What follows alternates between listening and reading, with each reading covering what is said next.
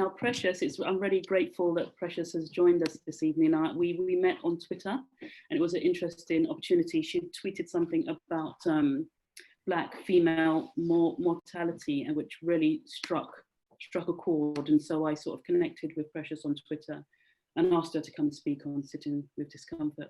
Now, Precious Agbabiaka is a London-based creative powerhouse specializing in design, content creation, as well as book writing. Her accolades also include published articles for Black Ballad, The Guardian, and Stylist magazine, as well as a vast body of video and photography work for film distribution company Entertainment One, Diabetes UK, and The Voice newspaper. Precious is an all-round creative with a passion for social justice and a flair for creatively telling intersectional stories with a pen and a camera. Now, Precious tonight is speaking to us, as I mentioned, about Black female experience, and her talk is called What About Us? Precious, please start when you're ready. Thank you. Okay, lovely. So my talk is called What About Us? And I'm going to ask you guys some questions. I want you to type in a Y or an N for yes and no if you know the names of the people I'm about to call out. So I'm going to try and go a bit slow to give you guys time to type. So yes, who do you know, Y or N? So Trayvon Martin, Tamir Rice,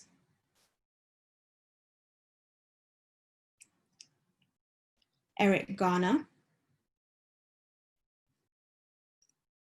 Michael Brown, Philando Castile,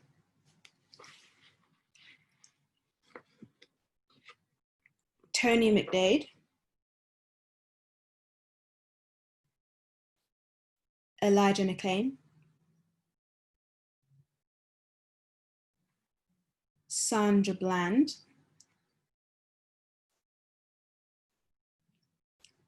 Breonna Taylor,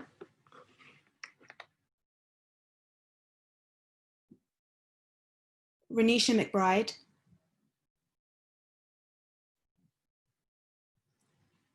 Ayanna Stanley Jones, Toyin Salu, Rekia Boyd, Shanique Proctor, Maya Hall, Alicia Gaza, Opal Tometi, and Patrice Cullors. Okay, so so this, actually I'll just press play and explain afterwards. So this is a little clip for you guys.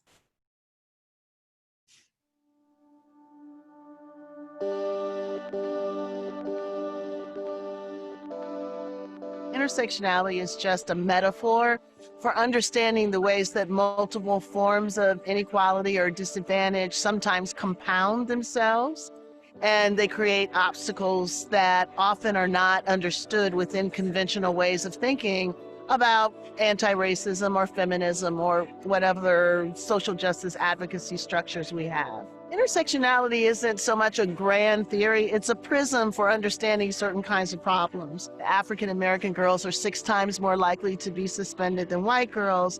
That's probably a race and a gender problem. It's not just a race problem, it's not just a gender problem.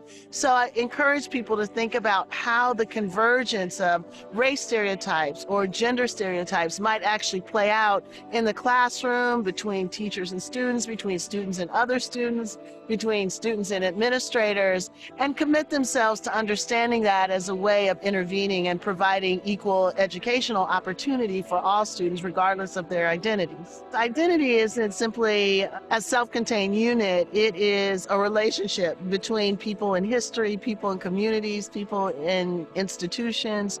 So schools do a good job when they understand that and when they commit themselves to curricular development to opportunities in the school for all students to understand the histories that have brought us to this particular moment. You can't change outcomes without understanding how they've come about. So independent schools can take the lead on that to be responsive to their student populations and to the communities out of which Okay, so the reason why I asked if you guys knew of those names or not is if you look, well, yeah, if you look through the chat, it went from a bunch of Ys to a bunch of no's as soon as I got to the women or to the trans people or to the Black people with disabilities. And that is to say that intersectionality, as Kimberly Crenshaw has put it, she has said, any analysis that does not take into account intersectionality cannot sufficiently address the particular manner in which Black women are subordinated. In other words, any social justice advocacy structure that doesn't consider how factors such as race, gender, class, sexuality, and other categories aren't mutually exclusive in its movement is limited and is therefore not intersectional. And she said this in the Say Her Name manifesto. And Say Her Name was a movement that was birthed after Black Lives Matter because it was noted that the only lives that seemed to matter were that of American Black male straight, Black straight men. Tony McDade was a trans man. Ayanna Stanley Jones was a 7-year-old girl who was killed in her sleep. We all know about Breonna Taylor. For the most part, most of us knew about Breonna Taylor, said yes. And it's just, this is something that happens across movements. When you think of the civil rights movement, obviously think of Martin Luther King Jr., you think of Malcolm X, you think of Rosa Parks, although colorism may or may not have a part to play in that one. But we tend to have overlooked people like Ella Baker or Marsha P. Johnson, who is like a Black gay man, a Black gay person who, Black gay activist, there we are, who sparked the 1969 Stonewall riots, but has been largely excluded from the gay rights movement. And most recent, even when you're thinking about feminism and women getting the vote in America, a lot of the things that people would say like, oh, it's been 100 years since women in America had the vote. And it's like, no, it was 100 years since white women in America had a vote. It took almost another 5 decades for Black women to also get the vote. So there are times when we have been excluded from the race discussion and race movements, despite being at the forefront, and also the gender movements, despite, again, being at the forefront. So, yeah, and in terms of like Black Lives Matter, more Black people with disabilities have been killed than like straight men. Trans people have been killed, as I said, largely. Tony McDade, Elijah McClain had a disability, Ayanna Stanley Jones, as I mentioned. And when we talk about Black Lives Mattering, people often say like, all have to emphasize that actually all Black lives matter, because all of our lives matter, no matter what our gender is, sexuality, our physical and mental abilities, all of our lives should matter.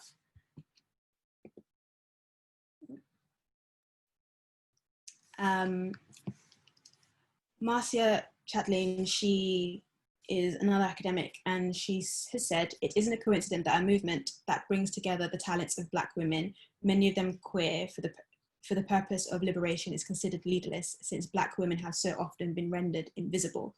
This is both as victims of the movement, so again, like Breonna Taylor, Sandra Bland, but also behind the scenes. 3 of the people that I actually mentioned in the list have not died. They are the people who actually founded Black Lives Matter, and they are Opal Tometi, Patrisse Cullors, and Alicia Garcia, and they are often forgotten. Sometimes people don't necessarily remember their names, or like forget that it's a movement started by women, and queer women at that. Okay, so misogyny, because I'm going to throw this word out there a lot in case some of you don't know. It's basically misogyny directed towards Black women. So yeah, it was as a term coined by Moya Bailey, and she created it to address like misogyny that was directed towards Black women in visual and popular culture. But the thing is with misogyny, it presents itself in different ways across society and within all of our Black communities.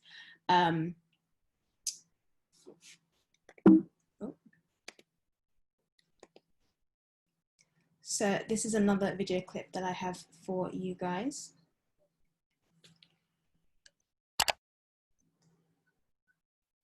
Nah, can't nobody silence me.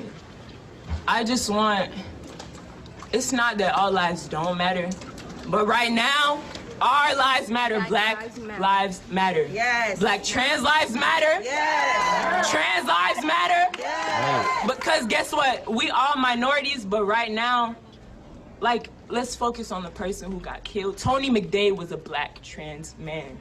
Okay? Amen. We're not doing this. We doing this for him. We doing this for our brothers and our sisters who got shot, but we doing this for every Black person. Because at the end of the day, I cannot take my fucking skin color off. I cannot mask this shit, okay? Everywhere I fucking go, I'm profiled whether I like it or not. That ain't right. Like, I'm looked at whether I like it or not. That ain't right. Being skin, bruh. We love it. This So, misogynoir. The reason why I was asked to speak was because of a tweet that I wrote that went viral. And I said, it's interesting that Breonna Taylor's death and the attempted murder of Megan Thee Stallion have both been memeified. It's as if violence against Black women isn't taken seriously. When I said memeified, I meant things like, oh, you can see my screen. This cap here that people have been selling, like, oh, arrest the cops who killed Breonna Taylor. And people have been making profit off of her death. They have been hosting barbecues and events, supposedly in her name, and again, making profit. In this corner here,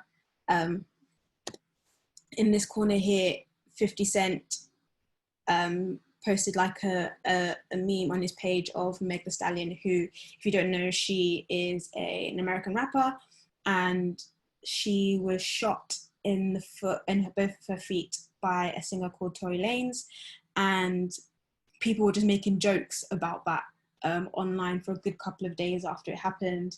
And even now, he released an album, I think it was like last week or a couple of weeks ago, and his album went to #1, which would have never have happened, if everyone's being honest. It would have never have happened if he hadn't have shot her, because the album, he was talking about her and her life. So he used her to make a profit. People have used Breonna Taylor's death to make a profit and to make a name for themselves. And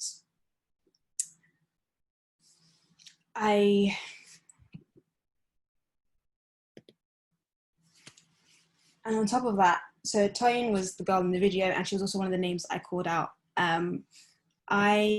As I said, misogyny presents itself in different ways. It can be not taking our death seriously. It can be not taking the violence against us seriously. And Toyi, she was a 19-year-old girl who was protesting for Black lives. She was protesting in that video for Tony McDade.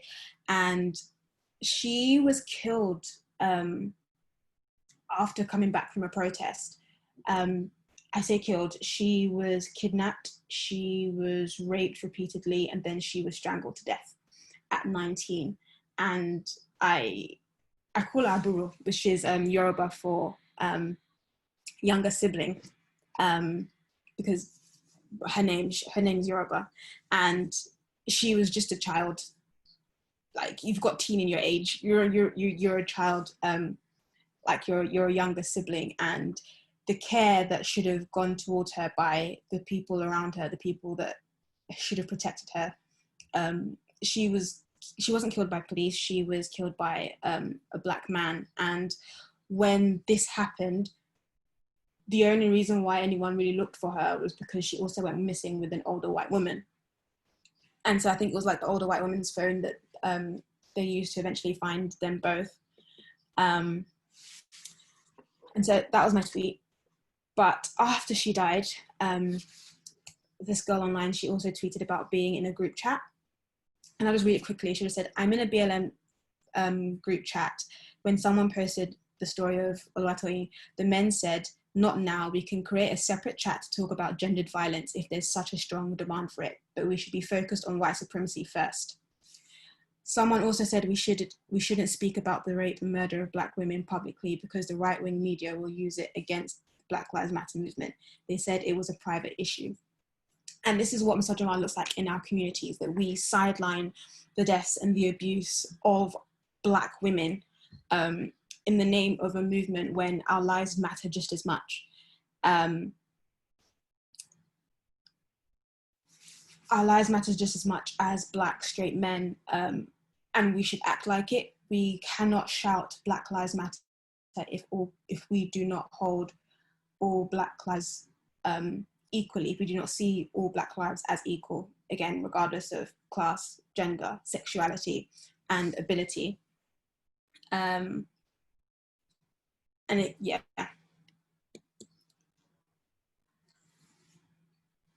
that is the uncomfortable truth. The lives of Black women and girls are just not seen as important in movements, in the world, in life, in society, in every area. For me personally, it feels like the only people who have my back or who see me as a priority are other Black women, which isn't always the case. It's kind of like when people say not all skin folk are kinfolk. But generally, I always know that other Black women have my back or vice versa. The other day, there was a girl wrote a tweet and then some guys were like attacking her and saying that, oh, we should like go and throw acid on her face. This is in the UK. She go for acid on her face, and they posted like her address online, and another Black woman picked up the phone and called the police and basically reported the incident, and took screenshots of those tweets and stuff. And the girl was just like, the only people that have actually cared about her and what transpired on Twitter were other Black women, and that just seems to be the case. There was like during lockdown, there was a list of sexual abusers that went out. That was like that women had created in order for other women to feel safe, and know not to be wary of those guys if they're with those guys. And it's just a way that women and Black women do their best to protect each other, because to us it's like, well, Black men aren't protecting us, the system isn't protecting us, so the only people whose backs we've got are our own.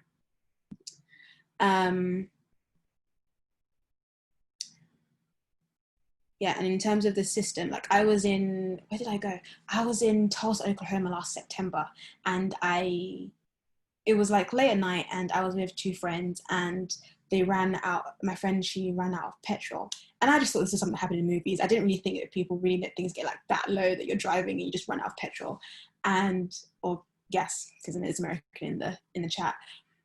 And the car just like slowed down, and it was raining. It was like 1 a.m. I'm like, okay, cool, great. So she sees a police car and she flags it down, and I just hold my breath and I'm like, oh goodness, am I going to make it to my hotel today? And she flags it down, was like, I don't know what's about to happen. So she flags it down, and then the police officer comes and he's just like, oh, I'm going to stay, that he'll stay with the car, and that my two friends, they were going to go to the petrol station and like fill it up and then bring it here. So then so they both go, and the first thing I do is like lock the door, because the fact of the matter is, again, we act like only Black men are victims of police brutality, when in reality, just as many Black women are arrested as much as Black men. But on top of that, Black women are routinely sexually assaulted by police officers during those arrests. So I was just like, so yeah, it's knowing that and living your life like that, like, okay, this could go south really quickly, not just because I'm Black, but also because I'm a woman. Okay, so this question, do all Black lives really matter? I'm gonna say some other names, and I want you guys to tell me if you know who they are as well. So Y or N again. Sarah Reed,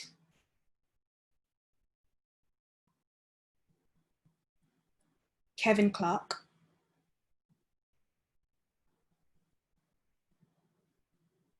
Sheku Bayo,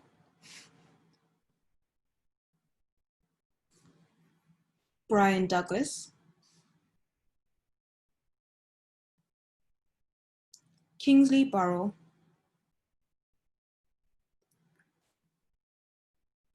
Rashawn Charles, Farouk Ali,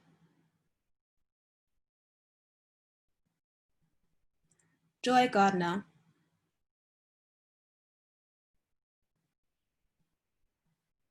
Shukri Abdi,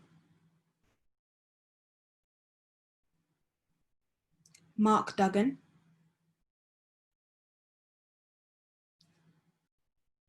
Belly Majinga, Julian Cole, Stephen Lawrence.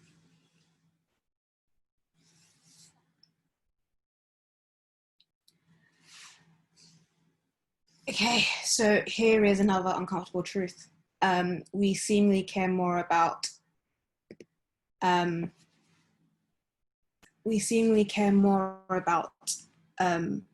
deaths that happen stateside than deaths that happen here. It was quite a mixed bag in the chat, but there were quite a few no's for most of the names, not all of them. Obviously, like we all know, Stephen Lawrence for the most part, and Joy Gardner, Shukri Abdi, because those have been more recent, I think, this year, and obviously Belly Majinga as well, but none of us really knew about like Kevin Clark, and we knew about Sarah Reed. And so, yeah, so that's the uncomfortable truth. We seemingly care more about and are drawn to death stateside than here in the UK. And the truth is we are dying here too. People like to say that, oh, racism in the UK is overt. And it's just like, no, it's really in your face. Racism, is really in your face. So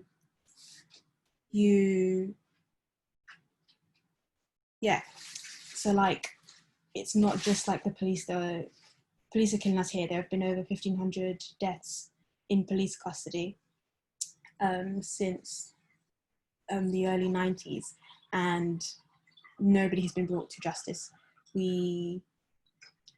Black women in the UK are 5 times more likely to die in childbirth. There was a story the other week, and there was a woman who'd just given birth, and I think she had a C-section, and they stitched her up. And then she just noticed that there was like a smell coming from her body, and she went to the doctor. She's just like, just something doesn't smell right, and they just kind of like shooed her away.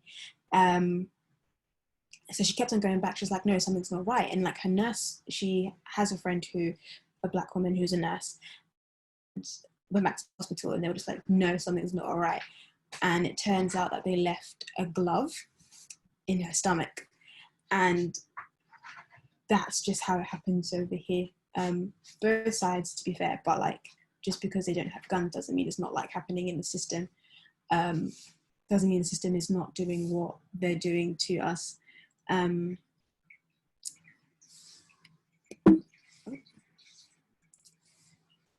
So this is my friend Kanaya. She had an allergic reaction to a toothache medicine that they gave her last year. And so so they gave her the medicine, and then like her face began to like swell up. And so she called like the paramedic, and they came, and they're like, oh no, you're fine, you just need paracetamol.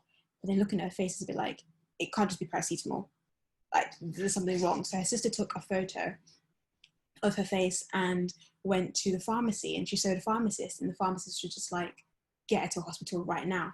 So her sister like runs home, gets her in the car, drives her to the hospital, and my friend just collapses in the waiting room, and they had to resuscitate her, and she's alive. But again, it's this myth that Black people are strong and that we're not really in pain. It's all in our heads. Like we can handle it.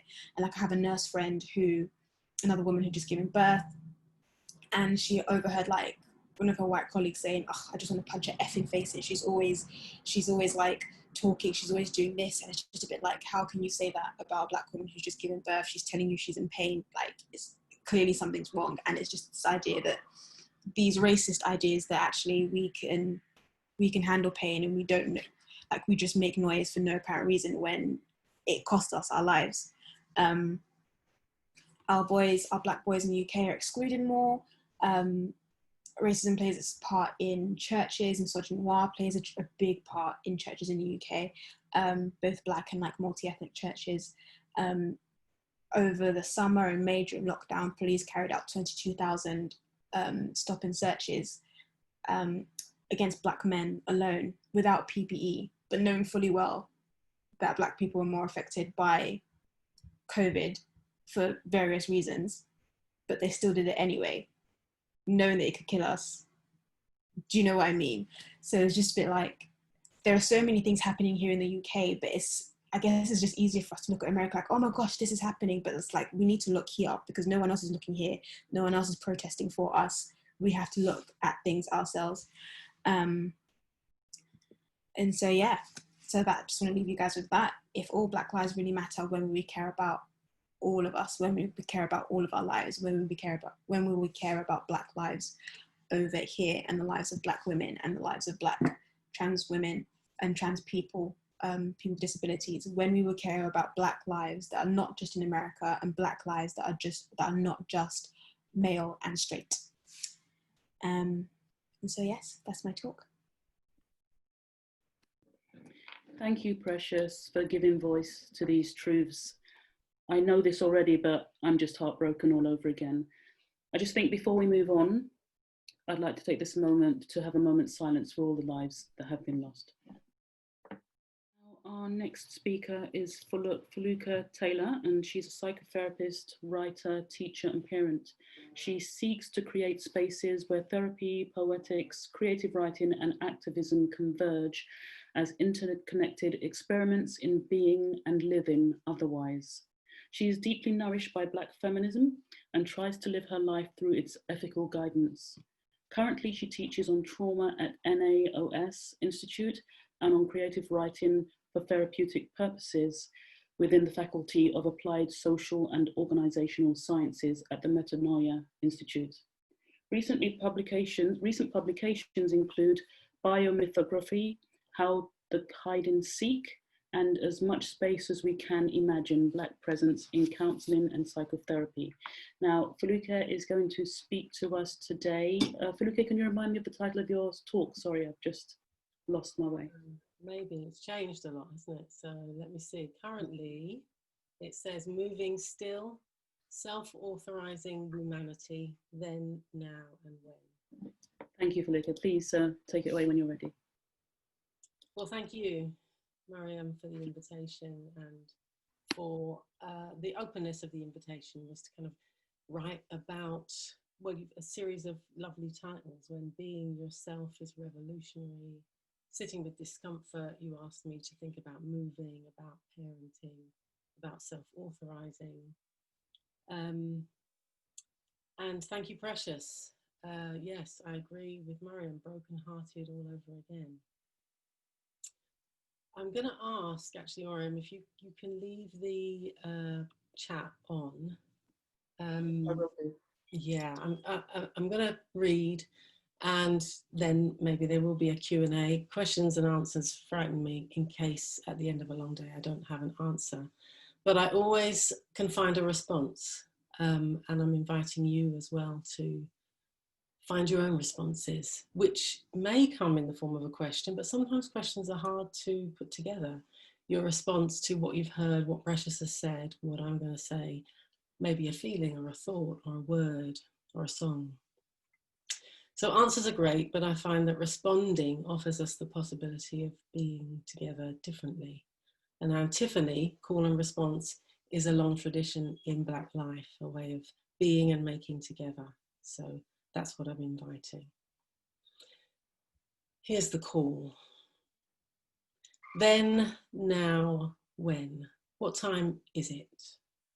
Time is I'm in my bed scrolling through my phone, which is a bad idea. Bad sleep hygiene. I'm watching my children's stories on Instagram, which is also sometimes a bad idea because it can mean having to sit with discomfort and to be still with it, by which I mean not commenting. I know that having access to their social media is a privilege, and I know that the first rule of parental preeing is never leave footprints. Knowing the difference between a time to move and a time to be still is a crucial skill in parenting, especially now they're in their teens and 20s, big people with their own ideas. But this post moves me and stops me all at once, and it makes me sit up in bed. This is an app that has made my son into an old man. It's my son's features, but older and grayer, and his voice, but inflected with the Caribbean. My son speaking to me as an old Jamaican, or one Jamaican in particular, in fact, his grandfather. I'm transfixed, the mannerisms, the cadences of speech, delighted, but also spooked. I show it to his dad and I ask him what he sees, and he says, wow, it's my dad. And we shake our heads at all the things that are possible with an app these days, including, apparently, collapsing space and time, watching and feeling the past, present, and the future meet, the then, the now, the when. Then, now, when, words that locate us in time, but what even is time? In another lifetime, another when, I might study quantum physics and impress you with my answers, but now, or rather then, back in August 2019, I took my curiosity about time to a series of talks and workshops at the ICA in London, and I bought a book to go along with it, Black Quantum Futurism, Space-Time Collapse from the Congo to the Carolinas. In a chapter of this book, Itasha Womack talks about the emotional charges that words have. I agree, as a psychotherapist who uses creative writing in my work, words, spoken and written, are important every day. She defines the word race as a technology created and enforced by law and violence that we are currently dismantling. So race as technology, a technology used to exploit, extract, and enclose. In the book's introduction, Rashida Phillips points out how time is also used in this way. Time as a technology for exploitation, extraction, and enclosure, and how most of us take our everyday experiences of time as fact, as an unalterable facet of reality. We think hours, minutes, seconds, days, months, years, Western linear time. It overthrows any other sense of time, what she calls natural time, what some people call African time, or Black man time, or today we're going to call Black woman time. Race and time as technologies of control and exploitation, designed to control and stop our moving, Black woman time moving. Also, ironically, to control and stop our being still. Black bodies worked on plantations were not authorized to be still, no matter that they be sick or old or tired. Tiredness was not authorized. The natural bodily feeling of being tired means nothing within the technology that is linear time. You work your hours, you do your time, that's how it goes. But why am I talking about Black women's experience in relation to time, technology, and tiredness? Because I'm making several guesses about who you might be. I'm guessing, for instance, that many of you are Black women, because although there is so much the world can learn from the experience and knowledges of Black women, many people are still waking up to this. I'm also guessing that in the not so distant past, maybe today, this week, this month, you've found yourself overly busy, running to keep up, feeling close to or absolutely saturated in exhaustion. I'm guessing you've heard about and seen Black people being murdered in the street and in their beds and in their cars. And I'm guessing this fills you with feelings, rage, grief, terror, despair. I'm guessing you feel tired, weighed down with the knowledge that this has been happening for so long and will continue to happen. In short, I'm guessing you know what tiredness is. And I'm guessing that at some point you've said to yourself or to somebody else, I don't have time for tired.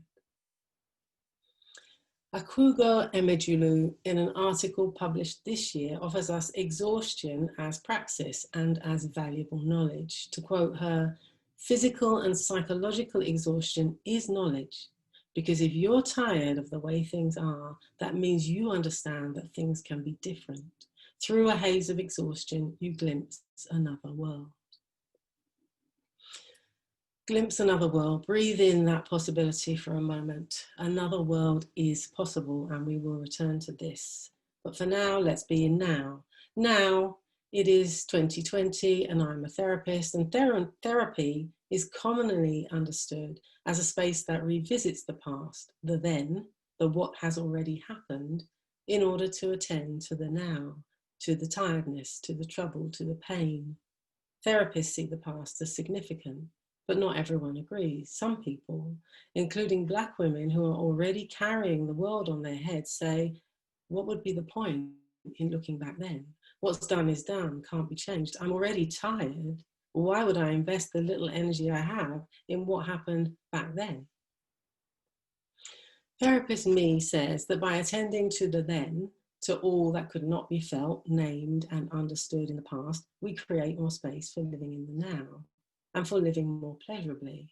And I mean pleasure here, not as an absence of pain, which therapy can't guarantee, and I think would be wrong to aim for, but pleasure as the presence of desire.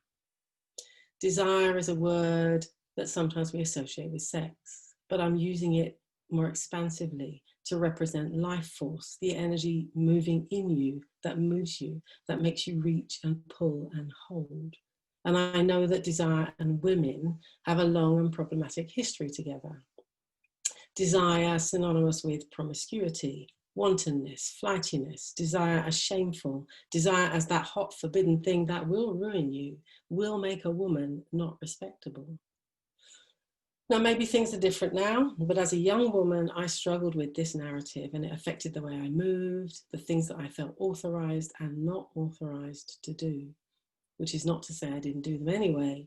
But when you feel unauthorized, when you feel like an outlaw, it's not so easy to seek the advice or support that might be needed. So I ended up moving when I would have been better to be still, and being still when I absolutely needed to be moving. Given these complex, conflicting stories and experiences of desire, it's not surprising that desire sometimes gets pushed out of now into the time and space that we call when. When I have time, when I am not so tired, when it's possible. One day one day when I have. Desire as a question posed to the future. What will you be when? When you grow up, when you are rich, when you retire, when you get free. When will we get free? But is there a danger in deferring desire like this, like the famous Langston Hughes line that Lorraine Hansberry wrote into a play? What becomes of a dream deferred? Does it dry up like a raisin in the sun? Therapeutic practice engages the then and the now, but also the when, the future. And I mean in more ways than one somebody's individual recovery, as valuable as that is, I mean the therapeutic practices that also aim to change the world, to glimpse another world and make that world, to make a world from which we do not have to heal, a world with less harm, dare I say, a world in which we don't need as many therapists. This is abolitionist speak, yes, throwing its questions into the mix as we continue to insist and demand that Black lives matter. Can we practice in ways that don't just aim to rehabilitate or even restore, but which can transform? Practices that don't accept harm as inevitable and focus all their attention on punishment and recovery. Abolition glimpses another world, turns attention, energy, and resources towards ways of doing and being that change the conditions in which these harms keep happening, so that harm becomes less likely, less possible, so that we don't have to invest all our resources in recovering from it. And there are those who would stop this movement by saying that politics and therapy should be separate. Separation here, let's be clear, is itself a political decision. It's a political decision that accepts that some people will continue to suffer these violences, too often Black women. Some people will just continue to be harmed because that's just how it is. Inevitable victims, collateral damage to the status quo. It's a political decision that says, there's nothing to be done. Not now, not then, not when, not ever. I'm going to talk about a particular then, which was not inevitable, but it did happen. The date is 1662. A law is passed, partus sequitur ventrum. Latin legal speak. What it means is what is issued from the womb follows the womb. What it means is that the child in the womb inherits the status of her mother.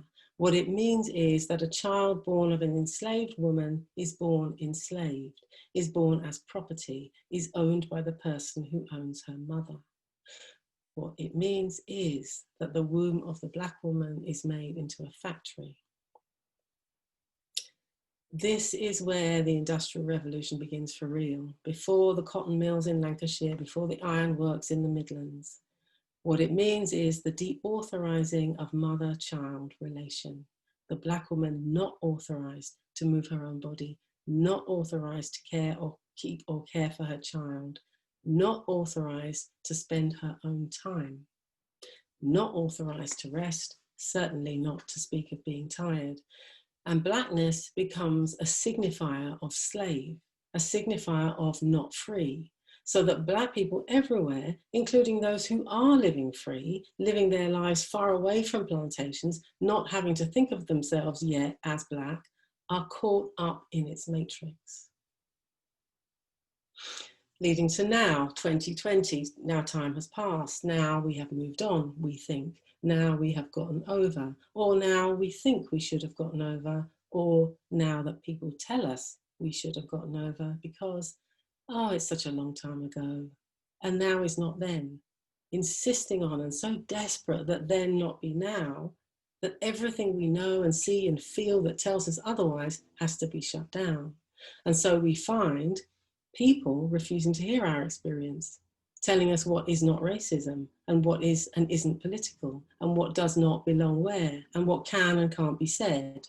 And worse, we think twice about authorizing ourselves to speak because speaking an experience of racism ends up in shocked faces, in tears, in tantrums, in awkward, tiresome conversations when we are already tired. But because I'm here, I get to speak without interruption, and I'm going to say it as it is. And Precious said a lot of this already. The year is 2020. If you are Black, you are more likely to get excluded from school, have fewer educational opportunities, more likely to be stopped and searched, to be prosecuted, to receive a heavier sentence, to be unemployed, to be a victim of crime, to be murdered, to die in custody, to die in childbirth, more likely to experience worse mental health, more likely to be sectioned under the Mental Health Act. And as we have come to know in this now of 2020, more likely to die or experience serious harm from a virus, COVID-19. Get over it, move on. How should we get over or move on from what is still happening? If this is the now, how can we be said to be free from the then? This is what Saidiya Hartman names as the afterlives of slavery and what Christina Sharp articulates as the wake. The ecological disaster that was transatlantic slavery has cut through the water and created a disturbance that is centuries long, a wake in which we are still trying not to drown. It hurts. It hurts, so maybe we want to look away and explain away the statistics that show us the conditions of premature Black death, explaining away that takes the form of particular stories told again and again until even we start to believe them and repeat them. Stories of inadequacy, single mothers, ill-disciplined children, lazy men, absent fathers, dysfunctional families. Stories of blame, blame queer, blame trans, blame a lack of straightness, a lack of discipline, a lack of intelligence, a lack of moral fibre, a lack of a work ethic. We might just call this the narrative of Black as lack. And it's hard to live in this story, hard to breathe in. But these are powerful narratives, often given authority by so-called scientists and researchers, like recently the psychologist from the London School of Economics, whose research concluded that Black women as a group are less attractive than other women. Madness, of course, but call it research, and even nonsense can become respectable. Even research questions that center a man's desire as if that is really what we need to know about. This knowing is so useless, it doesn't even deserve to be called knowledge. So let's call it what it is, as Toni Morrison advised, a distraction. Racism as distraction. We refuse you. We move away from your puny, tiresome desire. We move towards our own desire. Another then. The date is 1936. Amy Ashwood Garvey, divorced now from her more famous husband Marcus. She opens the Florence Mills Social Parlour at 50 Carnaby Street, London, England. It's a meeting place for Pan-Africanists from all over the world. Food is served, music is played, conversations happen, dancing happens, dancing as its own set of conversations. If you search this, some results will tell you that Amy created this space with Marcus, or actually that he set it up with her. But then you see that in 1936, when it opened, Amy had been divorced from Marcus since 1922, for 14 years. Marcus had, for the last 14 years, been married to her previous roommate, the maid of honor at her wedding. It was an acrimonious divorce. He accused her of being lazy and alcoholic. This piece of history belongs to Amy, not Marcus, but look how easily a story gets twisted because of who is considered to be authorized and who not. And maybe this seems unimportant until I feel how history has been presented to me. Born and raised in London, 1930s London presented as a white space populated by men in bowler hats. In other words, not as me, not as Black woman. And how, when I imagine the space that Amy made and the travels and spaces she made all over the world, in fact, how that imagining does something in me, how it opens a space and settles the space and moves me and authorizes me. So thanks to Nadia Swaby, my friend who introduced me to Amy's story. I believe that telling our stories is important, therapeutic, world-making, and not just those Black women who are well known, but all of us. I believe when we can tell these stories in our time, natural time, Black woman time, drawing on what Gail Lewis has called the different temporal package within Black feminism, we can make the then, the now, and the when breathe together and dance together and work for us. And to help us, we have Christina Sharp's call for the practice of undiscipline. She draws on the work of Sylvia Wynter, who's another inspiring Jamaican woman, to note how within the disciplinary lines of academic study, Blackness and Black people are already condemned. How will we make sense of our own knowledge? How will we study ourselves from within these tight enclosures? Black life is experimental, plays like jazz, creates and recreates itself by following desire to see what happens. Yeah, what happens if I make a leap from here to there? If I mix this with that, if I dance philosophy, if I make history in the kitchen, if we gather around a domino table and we know it as study, in the way that Fred Moten says, that study is what we do with each other. And Black study is what happens wherever Black people are gathered. So when we talk together, when we walk together, when we dance, and when we suffer together. To self-authorize a practice of undiscipline is to give ourselves permission to wander, to feel across and outside of the lines, to be curious in between the lines, in the interstitial spaces where the best mixing and blending happens. If you practiced undiscipline, I wonder what would be in your mix. Now, I'm talking about the power and beauty of desire, but desire is also vulnerable to hijack because the same systems and technologies are still being used to extract from and exploit us, and they sell us dreams to buy. We work hard for these dreams, whatever they are, maybe big houses in the country, more likely for the big house in the other country to where we think we might escape. The back home, the backyard means work hard, hard work, overtime, double shifts, double jobs, side hustles in service of one day living a dream. I ask myself, as my days get fuller and my head more congested and my body more tired, whose dream is it exactly that I am striving to live? Time, clock time, says, don't waste me, hurry up, get it together, make it work, work. Black woman time says, hush. Says, be quiet, be still. Says, mind the ocean, feel the waters of then, now, and when as unity, as inseparable. The always coexisting space where we are the dreams of our ancestors, where we are living their dreams. And where she reminds me that her dreaming was not towards the big house, but away from, a dream of getting away, of marinage, a dream of freedom, a dream of rest, a mother dreaming a world in which her children might rest, a bit like me now, attempting to glimpse and bring into being that other world in which my children might rest.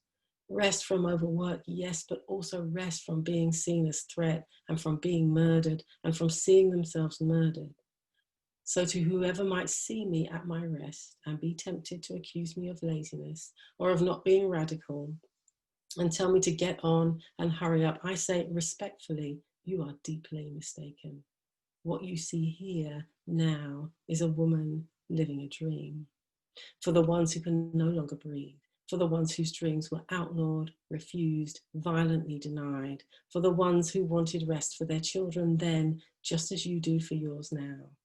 Then, now, when, an ever unfolding unity of time space in which what we do now also happens then, also happens when, and more than that, it makes when. When James Baldwin asked, how long must we wait? If you've seen this video, watch his face, listen to his voice, see how tired he is. Of course we're tired, it's been so long. Of course, we ask, what is the distance between now and when? Not as far as we imagine if we move with Black feminisms and Black feminist futurity. And it's taken me a while to understand that even before I understood what futurity was, I was a futurist. At its simplest, it means having a belief in the future. And there are some theorizations of this that I find helpful right now in my work. For example, Adrienne Maree Brown, who thinks speculative fiction is a practice of futurity, and her co-editor for a book of short stories, Octavia's Brood, which I'd recommend. Her co-editor, Walida Imarisha, says, we are living in the ancestral imagination of others, with their longing for safety and abundance, a longing that didn't include us, or included us as enemy, fright, other. So back to race as technology. Race then imagined into being, and we're living it now. Tina Kampf discusses the grammar of Black feminist futurity as a performance of a future that hasn't yet happened but must. Living the future now, striving for the future you want to see right now in the present.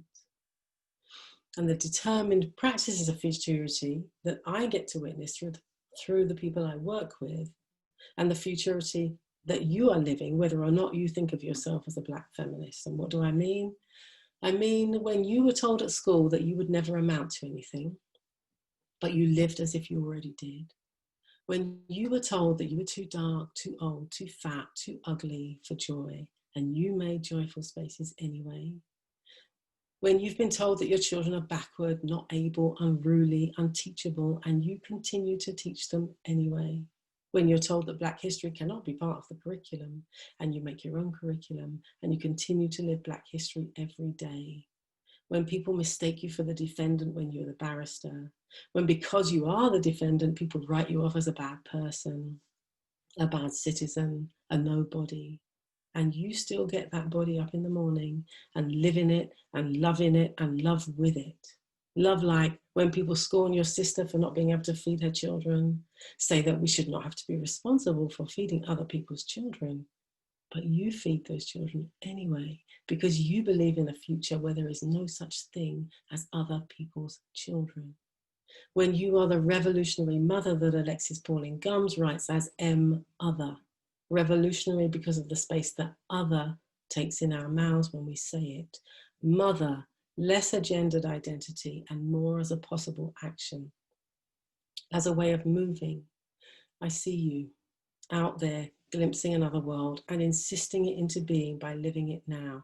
I see you, Black feminist futurists, making the moves you are told you cannot, should not, are not permitted to make, making moves and making those moves look good. Beauty in action, self-authorizing your way to when we are all free.